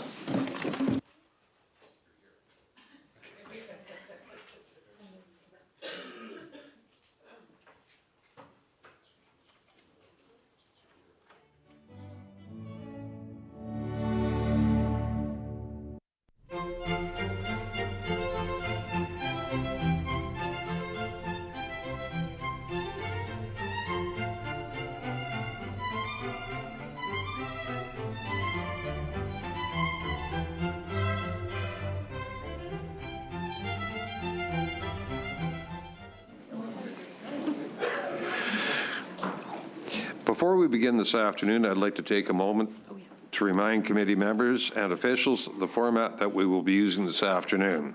First, I will recognize our provincial auditor, who will proceed to introduce her officials and provide presentation on the chapters under consideration. Once completed, I will recognize the minister to introduce his officials and respond to the chapters under consideration. After all the auditor's chapters have been reviewed, I will excuse the auditor. Okay, I won't exercise you, I'll just excuse you. Excuse the auditor and then move on to consideration of annual reports. Any questions about the above process? Seeing none, I will now turn it over to Ms. Ferguson to introduce her officials and make her presentation on the 2019 report, Volume 1, Chapter 38. Thank you very much, Chair, members, and officials. With me this afternoon is Ms. Kim Lowe. Kim's the committee liaison, and I've got two people that are sending their regrets, Trevor St. John, who's the deputy provincial auditor responsible for the portfolio, and Nicole Dresler, who led the work before the committee this afternoon. They were unable to attend because of other work priorities. So before I actually do, we've got a short presentation on the report here. Before I launch into that presentation, I do want to take a moment and say thank you to the organization and the officials at the organization for the cooperation extended to our office. We greatly appreciate that in the course of our work. As the chair indicated, we're talking about Chapter 38 of our 2019 report, Volume 1. And for those of you online, we're following, that's on pages 339 to 342. This reports the results of a first follow-up of a 2017 audit of SaskTel's processes to purchase goods and services related to its fiber optic network upgrade and other network hardware. We're very pleased to report that within just 2 years, SaskTel has fully implemented all of the recommendations that we had made. Since that 2017 audit, they continue to expand its fiber optic network. In 18-19, it purchased approximately $100 million of network equipment and equipment related to the fiber optic upgrade. Also, since that time, they've improved the processes for resolving supplier performance issues and using supplier feedback. It revised forms, so it logs actually the names of the individuals that are involved in evaluating competitive purchase proposals. Again, that provides an audit trail and a management trail. In addition, it revised its processes to obtain proper authorizations when there's successive purchases of materials that can increase the dollar value beyond the initial approval threshold. All in all, having solid processes to buy goods and services helps make SaskTel's purchases transparent, fair, and achieve best value. That concludes my presentation.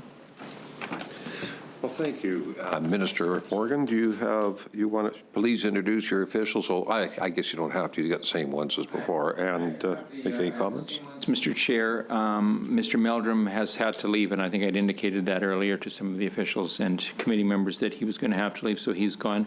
Other than that, I have the same officials that were here before. So, Do you have no comments? I have nothing at this point.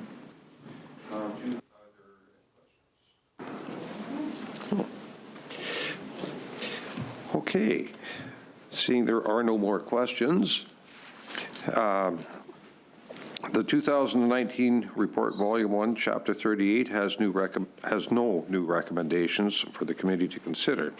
I'd ask a member to move that we conclude consideration of this chapter. Mr. Nerlin so moves that we conclude consideration of the 2019 report, Volume 1, Chapter 38. Is that agreed? Agreed. Carried. This concludes our business with SaskTel. Mr. Minister, do you have any final remarks? Yes, Mr. Chair. I would like to just use this opportunity to thank the committee members for the work that they've done this afternoon and in preparation for this meeting. I would like to thank as well the SaskTel staff that are here today. These are people that work hard all year long and do a lot of work to keep us prepared for the things that we need to. I want to thank as well the Hansard staff, the people from the building, the Ledge Assembly staff, as well as all of the staff and employees of SaskTel throughout the province, and all of the fine civil service that we are so well and ably served with across the province. So with that, Mr. Chair, that's all that I have at this point in time, and thank you as well. Thank you, Minister. Mr. McCall, do you have any closing remarks? I believe I've already said them. We'll now take a short recess to bring officials in from SaskPower.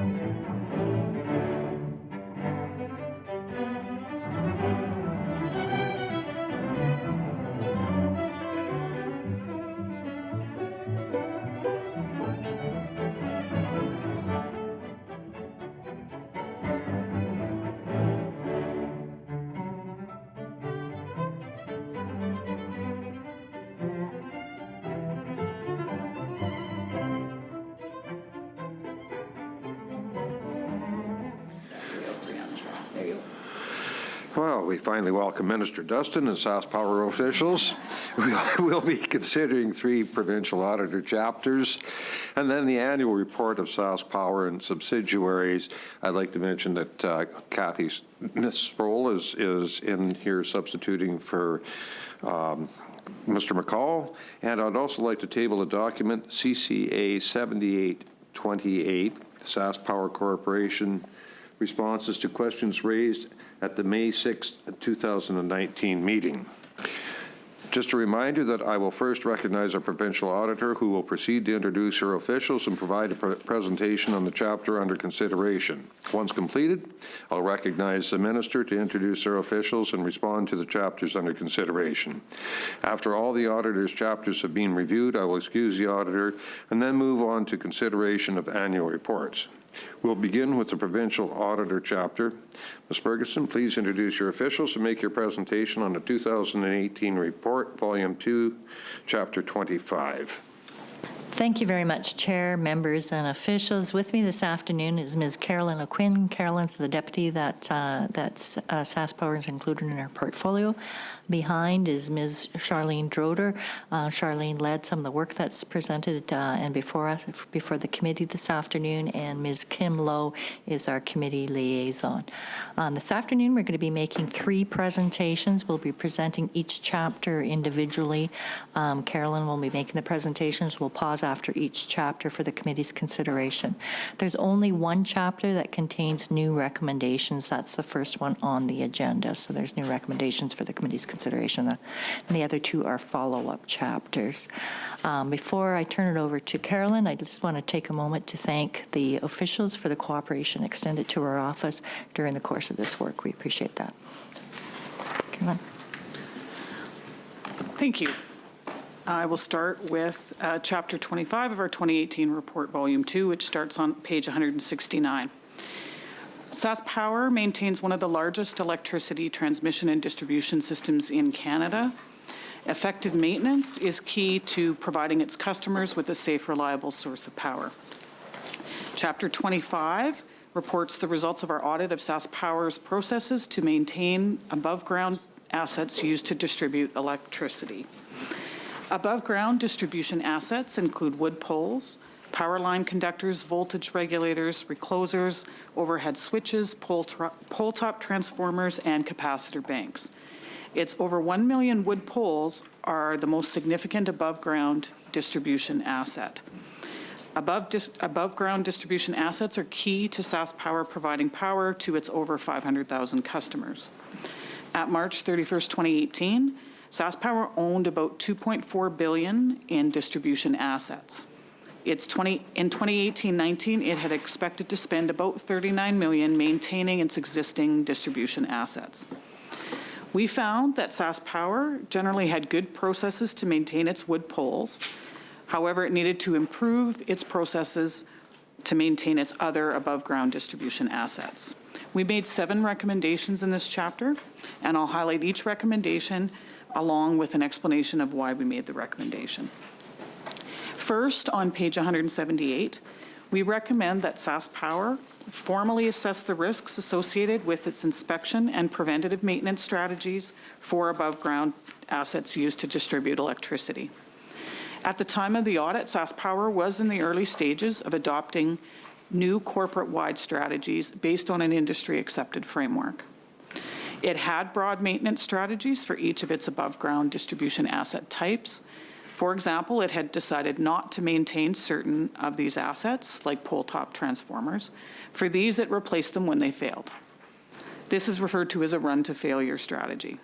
For others, it determined preventative maintenance was needed and determined preventative maintenance intervals. For example, its strategy required voltage regulators to be inspected every 4 weeks and reclosers annually.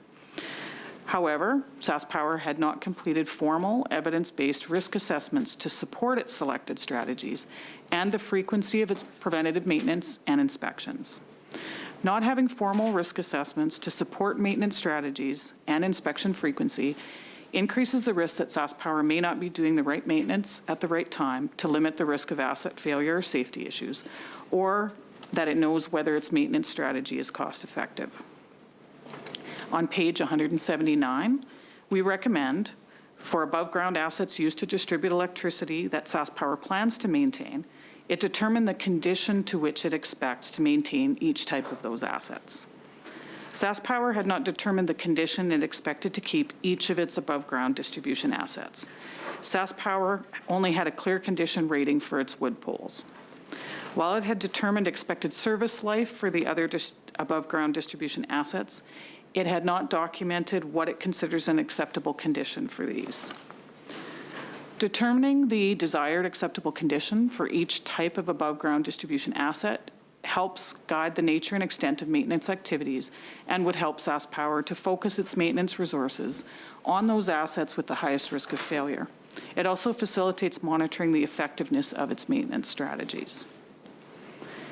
Next, on page 181, we recommend that SaskPower consistently maintain in its IT systems key information about its above-ground assets used to distribute electricity to support evidence-based decision-making. We found SaskPower tracks various information about the same above-ground distribution assets in multiple IT systems. Each IT system tracks different types of information about that asset. Our comparison of information in these systems found SaskPower did not have complete and consistent data, key data, about all of its above-ground distribution assets. As shown in Figure 7 on page 180 of the chapter, for some types of assets, significant differences existed. SaskPower was aware information in these systems did not agree. It knew it did not have an efficient way to reconcile information between these systems or compare information on the same assets. SaskPower uses the information in its IT systems to determine when to inspect certain assets, to track the maintenance that it completes, and to track power outages caused by the failure of assets. Without consistent key information, SaskPower does not have sufficient information to support evidence-based maintenance planning for the non-wood pole above-ground distribution assets. Next, on page 182, we recommend that SaskPower maintain up-to-date information about the condition of its above-ground assets used to distribute electricity to support risk-informed asset planning. So inspections of the individual assets determine their current condition and enable the capture of key up-to-date information about the asset inspected. SaskPower completed its inspections of wood poles as planned and had reasonably up-to-date information about their condition.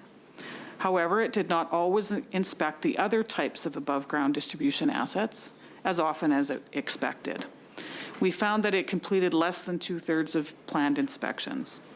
Therefore, it didn't have up-to-date information about their condition.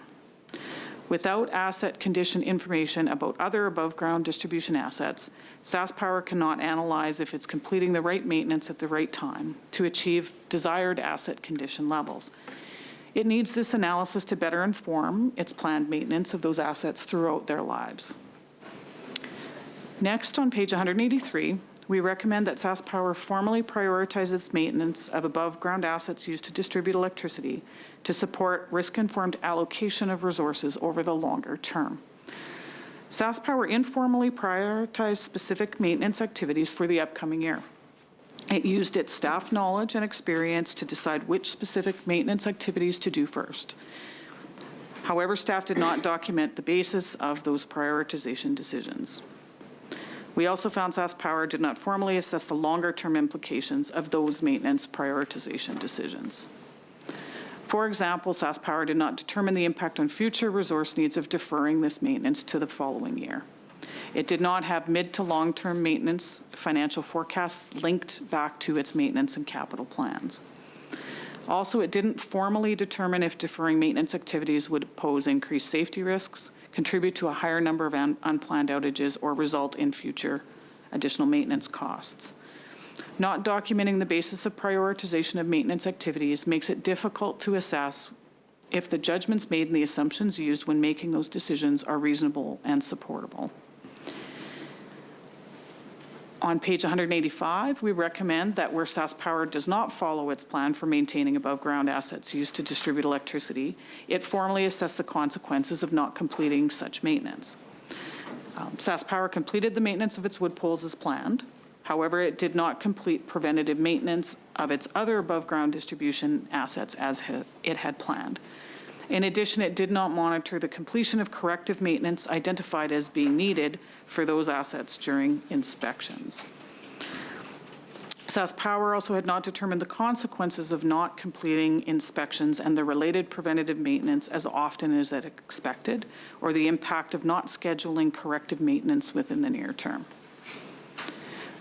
Our testing found information in SAS Power's IT systems was not always accurate. SAS Power uses information from these systems to make its maintenance decisions.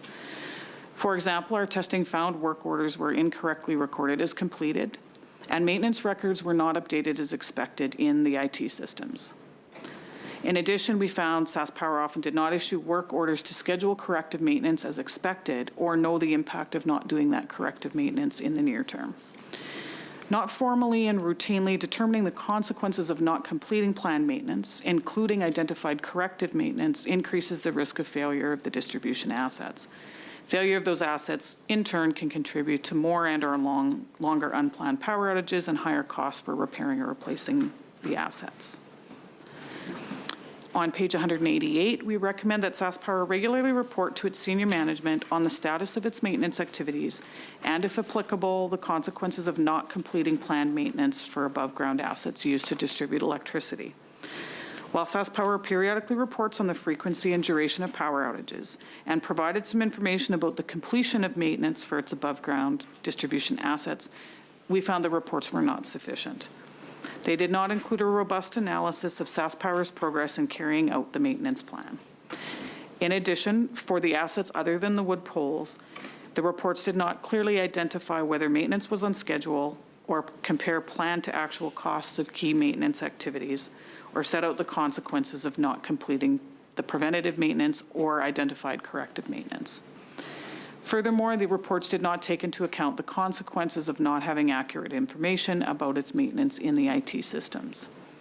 Not regularly reporting to senior management if expected maintenance was completed increases the risk that senior management will not be able to correctly assess if the right maintenance is being done at the right time to prevent power outages and safety issues and to manage costs. That concludes my overview of this chapter. Thank you.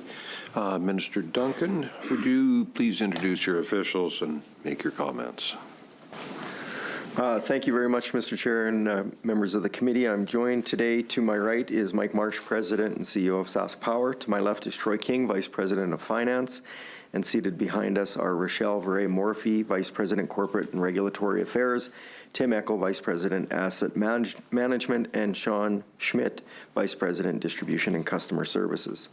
We're pleased to be here today to discuss consideration of Provincial Auditor Report chapters. For the Chapter 25 recommendation, SAS Power is very open about the challenge that we're facing with dealing with aging infrastructure in the province. Much of the above-ground infrastructure was built in the 1950s and 60s and is nearing the end of its useful life. This is one of the reasons that we invest substantially every year to upgrade and grow the province's electrical grid. I'd like to thank the provincial auditor and her office for the review of processes used around maintaining above-ground distribution assets, and was pleased to read the conclusion of the chapter stating that SAS Power has effective processes other than the recommendations that have been put forth.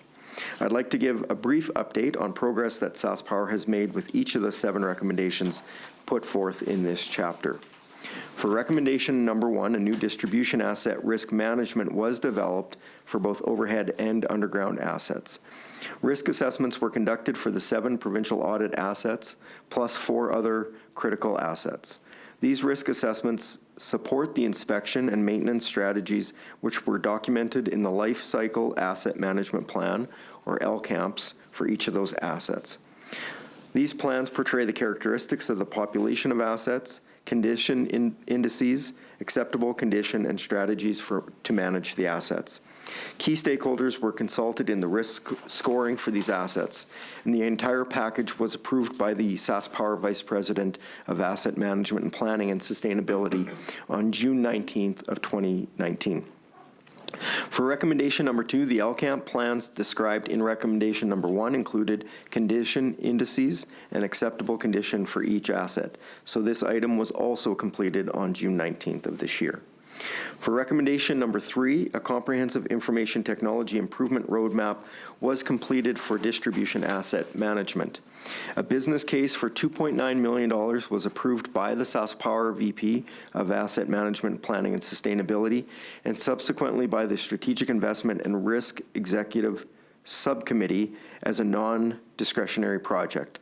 A formal project kickoff was held on June 18th of 2019. Going forward, the business case projected a 3-year timeline for execution on the technology improvement project.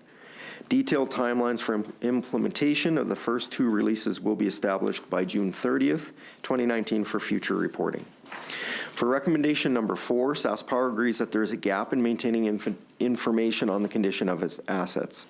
Most of the improvements required to address this gap are contingent upon implementation of the technology improvement plan described in recommendation number 3. Progress towards maintaining up-to-date asset information will be reported quarterly as a part of recommendation number 7. Progress will be reported as a part of recommendations number 3 and number 7. No additional implementation tasks have been identified as a part of this recommendation. For recommendation number 5, risk-based short and long-term maintenance process improvements were modified and approved as part of recommendation number 1. SaskPower is currently preparing the first 3 to 5-year maintenance plan starting in the fiscal year 2021 for the most critical assets based on the risk framework. For recommendation number 6, process development and mapping to track maintenance deferral decisions and assess the impact on risk was completed as a part of recommendation number 1. Quarterly progress reporting on maintenance activities is in place, with additional work being done to automate this reporting. A summary report for the end of the fiscal year was provided to key executive stakeholders. Maintenance plans for the new fiscal year have been issued and are being tracked with progress reported to key executive stakeholders quarterly as part of recommendation number 7. 1, to collect information and report on deferral of maintenance quarterly, and 2, to conduct risk impact for maintenance and capital deferral decisions annually and update future year plans accordingly. And for recommendation number 7, Distribution Asset Management Planning has approved and partially staffed a new performance and continuity department effective April 1st of 2019 to support this recommendation. An outline for the content for the regular quarterly report was completed. Some projects in recommendation number 3 will automate reporting, which is required to broaden the report scope for each assets. So first, complete collection of information for first quarterly maintenance and data quality report. And the second, expand report quarterly to more assets and processes. So with that, we'd be pleased to take questions from the committee regarding this particular chapter. Well, thank you, Minister. Are there any questions? Ms. Sproul? Thank you very much, Mr. Chair, and I just want to comment on receiving this this report is very helpful, I think, for committee members to identify what has just been reported by the minister, but I like the format, so thank you for that. So the first, the updates, I guess is what they're called. The first question I have is in relation to your response to recommendation number 1. And you identified that there are 7 provincial audit assets. I'm just wondering what those 7 are.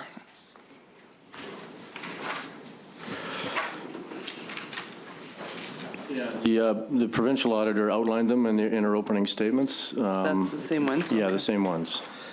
I'm just going to get that on the record, though. That would be So if you just look on figure 4. wood pole voltage regulator. Figure 6, I recloser. mean, on page 176. You'll see that there's 7 listed there. Oh, it's also, okay. Yeah, I think it's on both. So that would be the wood 1.6. poles, voltage regulators, reclosers, overhead switches, capacitors, pole top transformers, and power line conductors. All right. Thank you for that. There was some fairly concerning information in this particular chapter, I think, and I guess the first question I would have is how did it get to that point? There's some very high statistics in terms of gaps in the maintenance of everything but wood poles, above ground at least. And I'm just wondering if you could describe for the committee how it came to be that these gaps were so significant. I'll make a couple of comments, and I'll invite Tim Eckel, who is our VP of Asset Management, Planning and Sustainability, to answer in maybe fuller detail. I would have to say that in the life cycle of managing assets, SaskPower has indeed come a long way, despite what you read in the report. Compared to where we were a decade ago, we have come a very long way in understanding the health indices of most of the assets. Do we have gaps? Absolutely. The sheer volume and sheer number of assets that we have in place in this province, there's hundreds of thousands of different components and pieces of equipment. We have done a very good job over the past number of years of compiling data that used to be in, and I'm sure the provincial auditors heard this, they were in file cabinets, they were in desk drawers, they were in binders. This is before anything was automated.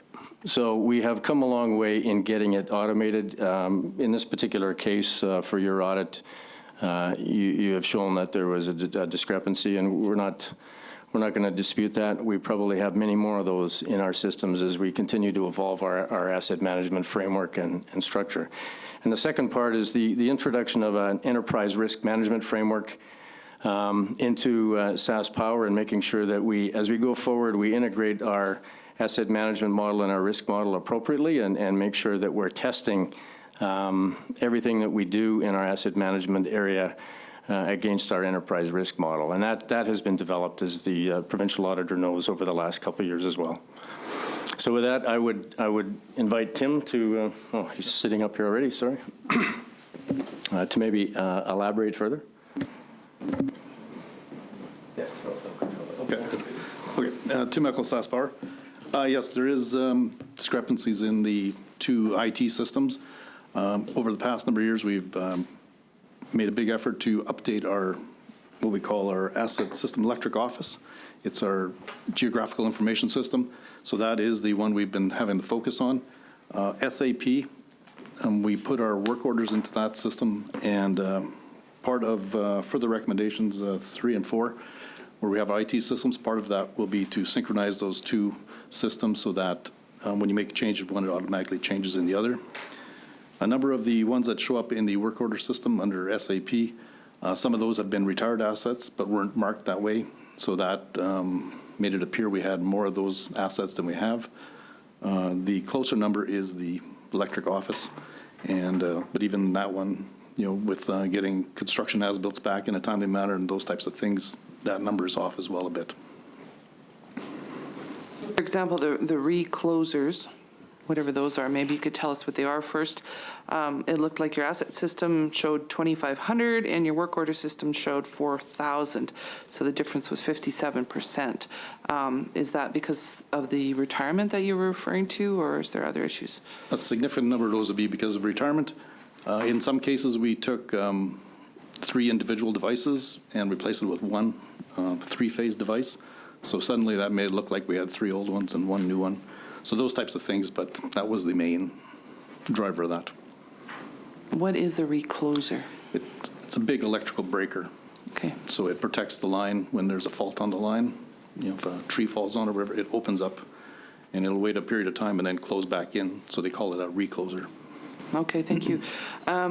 On the top of page 181, there's a reference to corrective maintenance orders. And in as late as February 2018, the auditor's office found that 95% of them did not even include a circuit number, and 99% of them did not record an asset identifier. I'm assuming that's part of the corrective work that's being done now, that these will actually be identified.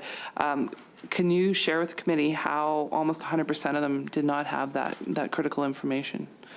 As part of our asset management program, we've been coming up with a naming convention for all of our assets and how we connect them to a circuit in our system. Prior to introducing electric office. We didn't really have we had different naming conventions throughout the